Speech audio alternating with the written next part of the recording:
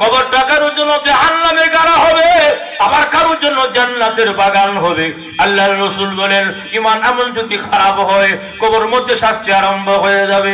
এক একটা সাপ বিষাক্ত সাপ দেওয়া হবে, 99টা সাপ দেওয়া হবে, বিভিন্ন রঙের বিভিন্ন ডঙ্গের শাস্তি আরম্ভ হয়ে যাবে। পক্ষান্তরে আল্লাহর রাসূল বলেন ঈমান আমল যদি ভালো হয়, 5 ওয়াক্তের নামাজি হয়, এই লোকটা ইন্তেকাল করতে দেরি হবে, কবরের মধ্যে রাখতে দেরি হবে। একজন ঘোষণাকারী ঘোষণা দিবে ওয়া আলবিসুহু মিনাল জান্নাহ ওয়া আফরিসুহু মিনাল জান্নাহ।